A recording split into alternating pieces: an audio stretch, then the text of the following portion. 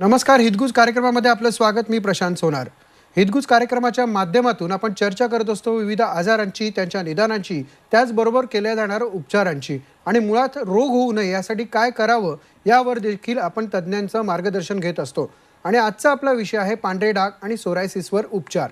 आजकाल सोरायसिस आणि किंवा व्हिटिलिगो हे आजार प्रचंड वाढलेले आहेत, मात्र आपल्याला त्याबाबत पुरेशी माहिती नसते, जे गंभीर आहे. आयुर्वेदात या दोन्ही आजारांवर उपचार उपलब्ध आहेत, त्याबाबतच आज आपण जाणून घेणार आहोत. आणि म्हणूनच आजच्या कार्यक्रमाचं जे नाव आहे ते तुमच्या स्किनशी संबंधित असं आहे, व्हिटिलिगो म्हणजेच पांढरे डाग आणि सोरायसिसवर उपचार. आणि यावर मार्गदर्शन करण्यासाठी आपल्याबरोबर उपस्थित आहेत डॉक्टर नेहा डोणगावकर. मॅडम, कार्यक्रमामध्ये आपलं स्वागत. नमस्कार. नमस्कार. डॉक्टर नेहा डोणगावकर या स्किन हिल सोल्युशन्सच्या संस्थापिका असून आयुर्वेद त्वचारोग तज्ज्ञ आहेत. गेल्या 30 वर्षांपासून डॉक्टर नेहा डोणगावकर स्वतः या वेगवेगळ्या माध्यमातून सोरायसिस, पांढरे डाग, एक्झिमा, फंगल इन्फेक्शन आणि लायकेन प्लॅनर, ॲक्ने यासारख्या वेगवेगळ्या रोगांवरती उपचार देत आहेत.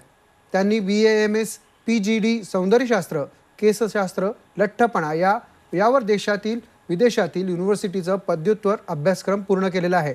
सोरायसिस, पांढरे डाग, लायकन प्लेनस यासारख्या आजारांवर रिसर्च करून तयार केलेली औषधी आणि पंचकर्माच्या सहाय्याने शरीर शुद्धी करून त्वचा रोग पूर्णपणे बरा होऊ शकतो हे शोधणं ही त्यांच्या वैद्यकीय प्रवासातील एक महत्त्वाची अशी पायरी आहे. आधुनिक विज्ञानातील पॅथोफिजिओलॉजीच्या अनुषंगाने करण्यात येणारं आयुर्वेद उपचार आणि लाईफस्टाईल, आहारात करावे लागणारे महत्त्वाचे बदल यामुळे आजार बरे होऊ शकतात हे त्यांनी दाखवून दिलं आहे.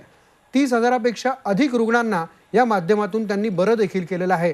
त्यांचे मुंबई, पुणे, नाशिक, कोल्हापूर आणि छत्रपती संभाजीनगर या ठिकाणी सेंटर्स देखील आहेत. तसंच ऑनलाईन कन्सल्टेशनद्वारेही त्या रुग्ण तपासणी करतात. शिवाय वृत्तपत्र आणि नियतकालिकांमध्ये लिखाणाद्वारे जनजागृती करण्याचं कार्य त्या गेल्या 25 वर्षांपासून करतायत. बेस्ट वुमन एंटरप्रेन्योर हा अवॉर्ड विमा सन्मानतर्फे त्यांना मिळालेला आहे. मॅडम, कार्यक्रमामध्ये आपलं पुन्हा एकदा स्वागत. मुळात जाणून घ्यायचं आजचं आपलं जे विषयाचं नाव आहे पांढरे डाग आणि सोरायसिसच्या संदर्भातले जे उपचार, तर हे म्हणजे काय नक्की? पांढरे डाग हा तसा प्रचलित असलेला शब्द आहे, पण त्याला व्हिटिलिगो असं बोललं जातं.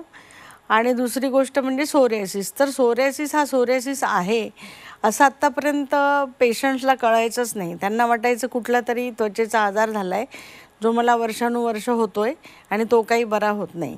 तर आता त्याच्यावर बरेच संशोधन झाले, त्याच्यामुळे सोरियासिस आणि व्हिटिलिगो हे असे किचकट आजार आहेत हे आता लोकांना कळायला लागले. तर सोरियासिस ह्या आजारामध्ये लालसर चट्टे येतात शरीरावर आणि लालसर चट्टे आल्यानंतर तिथे खाज येते आणि कंटिन्युअस स्किनचा असा कोंड्यासारखी स्किन गळत राहते. हा झाला सोरियासिस.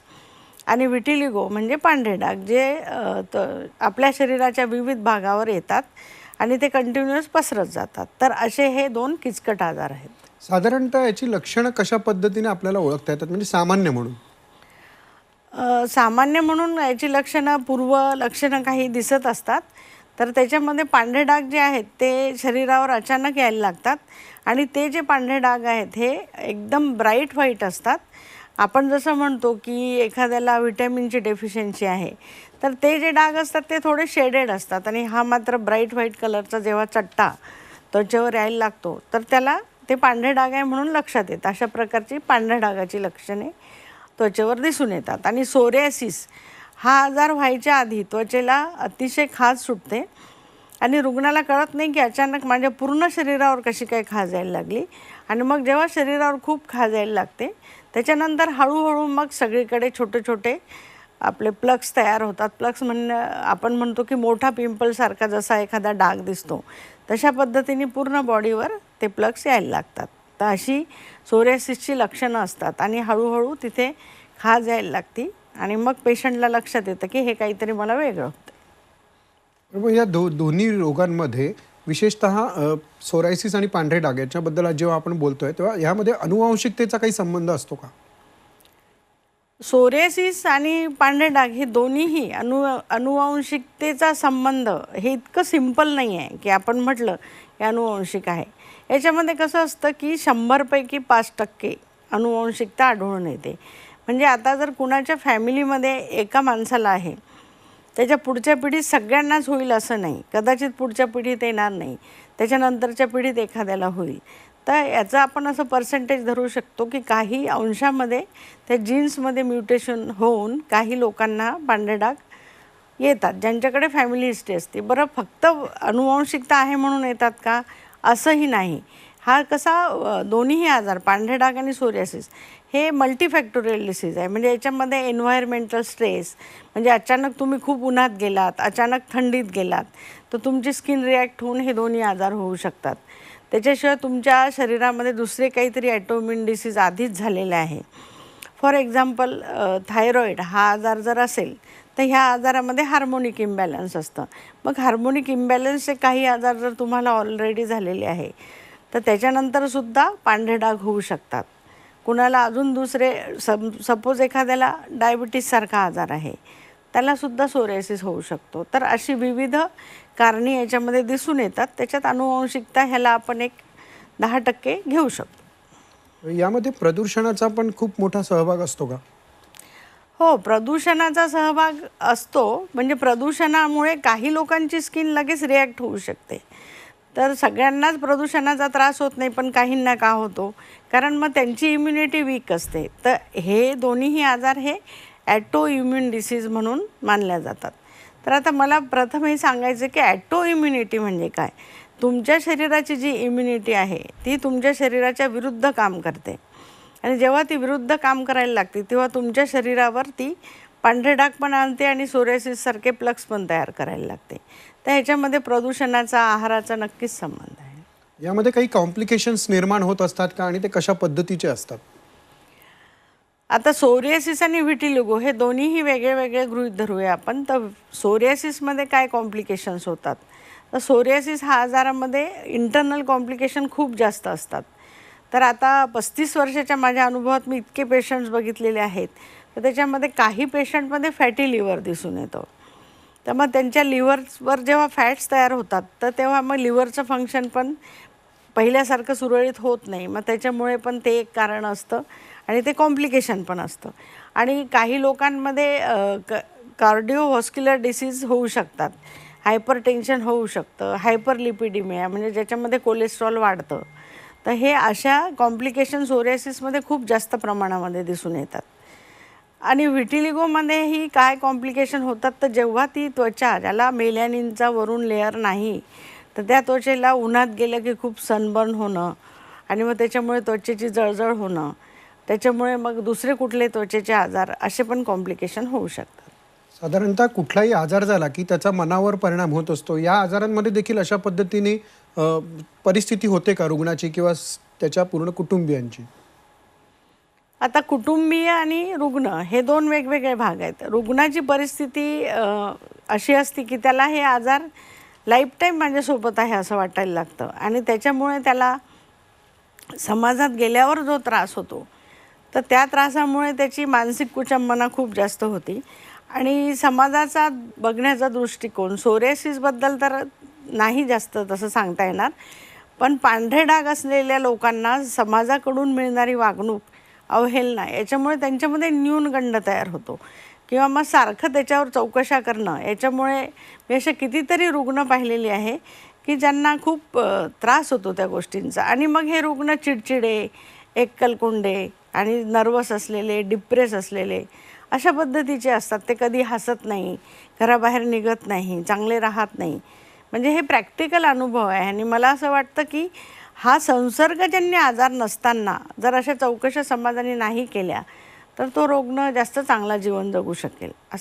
असं समाजाने त्यांना वागणूक चांगली द्यायला पाहिजे. डॉक्टर नेहा, तुम्ही अनेक हजारो रुग्णांवरती उपचार केलेले आहेत. काही रुग्णांनी याबद्दल काय म्हटलेलं आहे ते आता पाहूयात. नमस्कार. मी घनवट देवीलाल काकासाहेब, अहिल्यानगर. साधारणतः मी 1-1.5-2 वर्षापासून स्काल्प सोरायसिस पीडित रुग्ण म्हणून होतो. आणि या स्काल्प सोरायसिसमुळे माझी जी ट्रीटमेंट अगोदरची ॲलोपॅथी आणि इतर मी ज्या काही ट्रीटमेंट घेतल्या त्या तेवढ्या मेडिसिन पुरत्या योग्य किंवा तेवढ्या पुरता फरक पडायचा. परंतु शेवटी कंटाळून मी स्वतः ॲलोपॅथी कडे योग्य निर्णय न आल्यामुळे शेवटी मी आयुर्वेदिक ट्रीटमेंट घेण्याचा विचार केला. आणि छत्रपती संभाजीनगर येथील नेहा डोणगावकर मॅडम यांच्या हॉस्पिटलला मी जेव्हा व्हिजिट दिली आणि त्यांच्या हॉस्पिटलला व्हिजिट दिल्यानंतर त्यांच्या मार्गदर्शनाखाली आयुर्वेदिक ट्रीटमेंट चालू केल्यानंतर माझे 1 महिन्यामध्येच जवळजवळ 80% स्काल्प सोरायसिस पूर्णपणे रिकवर झाला. तर माझं सगळ्यांना हे सांगणं आहे की आयुर्वेदिक ट्रीटमेंटमध्ये योग्य पथ्य पाळा. त्याच्यानंतर डॉक्टरांनी सांगितलेल्या पूर्णपणे सूचना, त्याच्यानंतर मेडिसिन असेल, औषधं योग्य वेळी जर वापरले आणि स्वतःला पुशअप करून मानसिक आरोग्य जर सुदृढ ठेवले तर आपण या आजारातून लवकरात लवकर बरे होऊ शकतो. असे या पूर्णपणे या ट्रीटमेंटमधून मला 1 महिन्यातच जाणवत आहे की खूप चांगला रिझल्ट डोणगावकर मॅडमकडे आल्यामुळे मी पूर्णपणे समाधानी आहे. माझे नाव राहुल विठ्ठल खोडवे. मी दापोडीमधून आलो आहे, दौंड तालुक्यामधून. आणि 1-4 महिने उपचार घेतला मी मॅडमकडं, तर तो मला 50-60% फरक पडला. कशाचा उपचार घेतला तुम्ही? विटिलोगोचा. आणि आधी कुठे कुठे उपचार केले? आधी बऱ्याच ठिकाणी केला होता. बरं, मग तिथे कसा फरक पडला का? नव्हता, एवढा काही फरक नव्हता पडत. बरं, मग तुमचं काय मत आहे म्हणजे स्किन हिल सोल्युशन बद्दल?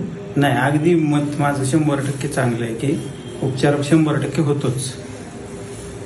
बरं, काय सांगायचं तुम्हाला इतर पेशंटला? की सगळ्यांनी येऊन उपचार घ्यावा. उपचार चांगला आहे, फरक पडतोय. रुग्णांची खरं तर अशी प्रतिक्रिया पाहिल्यानंतर खूप समाधान वाटत असेल एक डॉक्टर म्हणून तुम्हाला. हो, ते तर अगदी म्हणजे असं वाटतं की आपण इतके दिवस संशोधन करण्यावर जो वेळ दिला आणि आपल्या आयुष्यातली 30 वर्ष खर्च केली, तर त्याचं समाधान कुठेतरी मनाला मिळतं की आपण लोकांना ते जे लाईफ जगतात, स्ट्रगलिंग लाईफ असतं त्यांचं, तर त्याच्यातून बाहेर काढतोय आणि चांगलं लाईफ जगायला त्यांना एक संधी देतो. तर ते मला त्याचं समाधान खूप मिळतं. म्हणजे याचं व्हॅल्यू कशातच नाही करता येणार. नक्कीच डॉक्टर, आपला मूळ जो विषय आहे की सोरायसिसच्या संदर्भातला, तर त्याचे दुष्परिणाम काय होतात?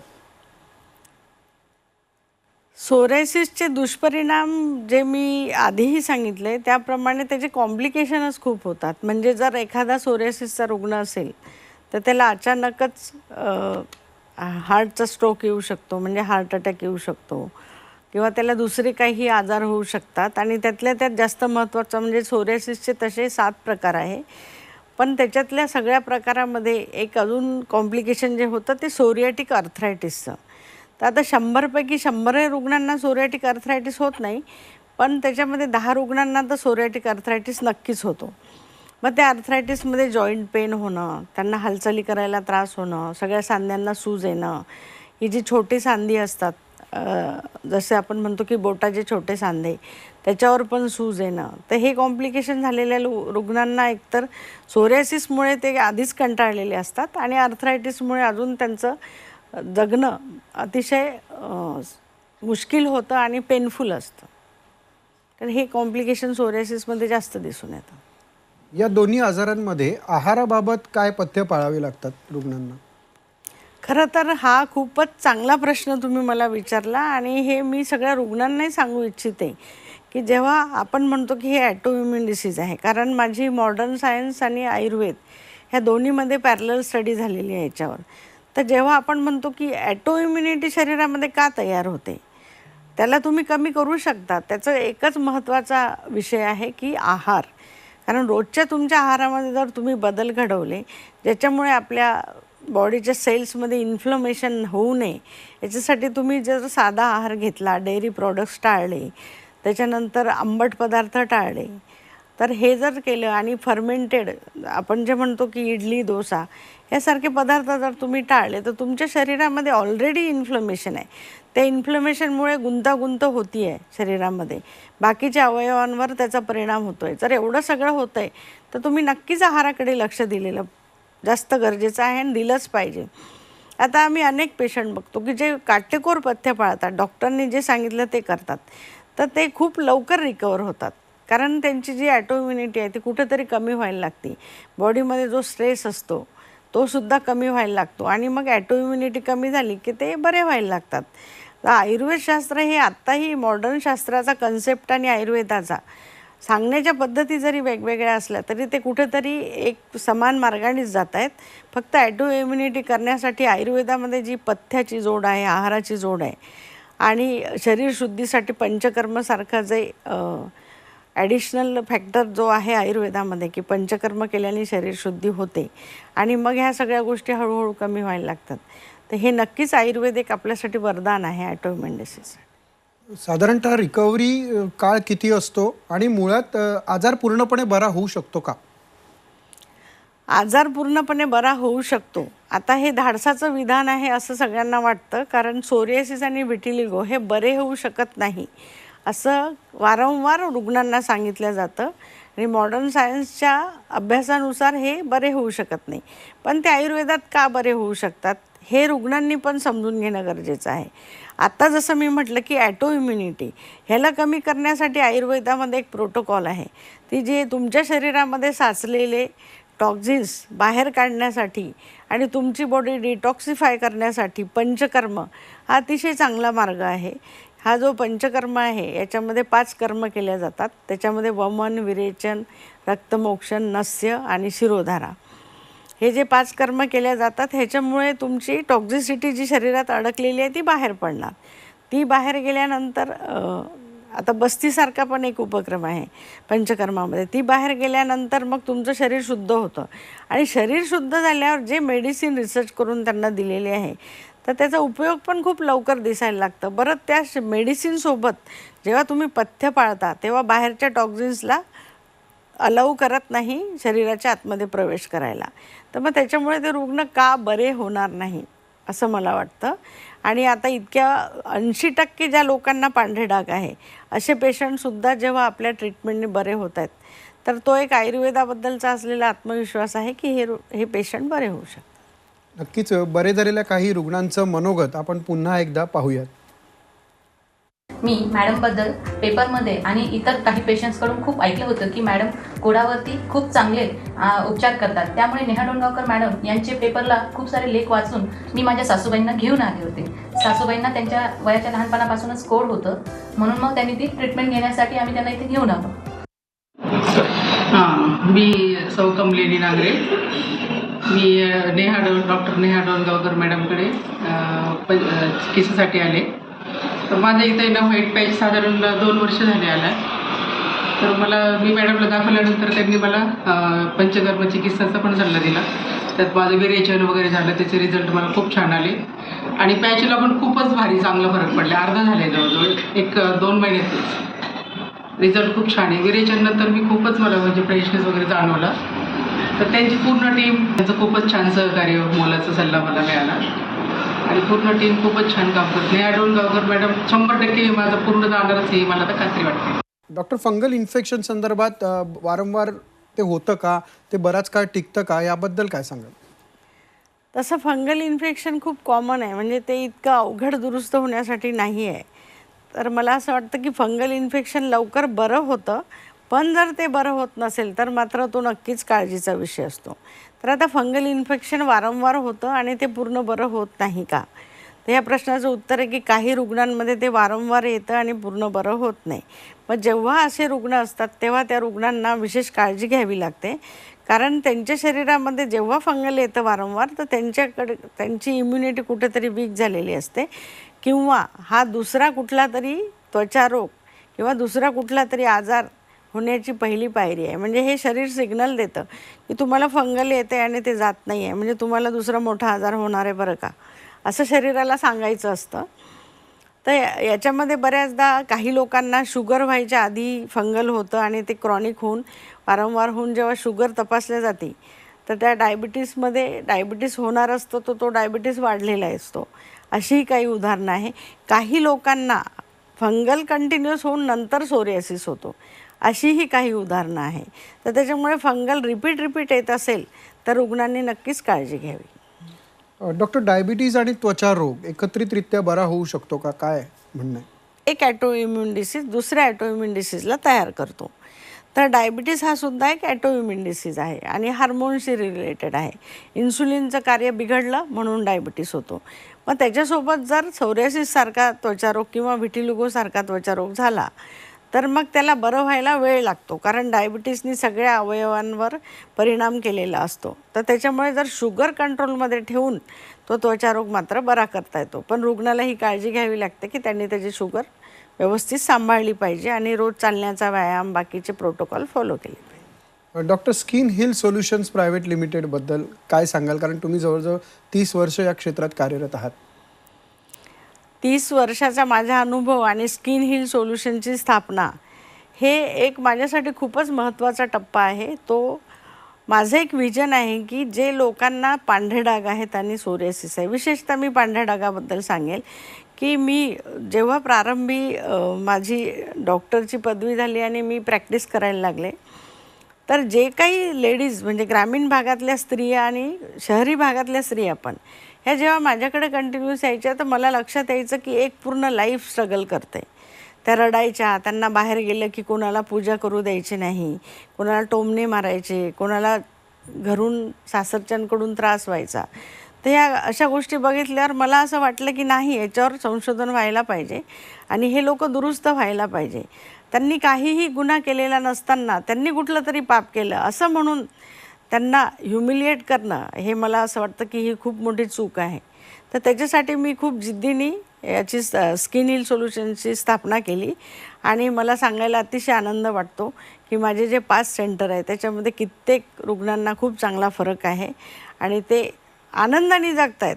मी त्यांना आधीच हे सांगते की हे डाग तर ही प्रोसेस आहे, याच्यातून तुम्ही बरे होणार आहे, पण हे न्यूनगंड डोक्यातून काढून टाका आणि देवाने तुम्हाला छान आयुष्य दिलं आहे, तर तुम्ही आनंदाने जगा.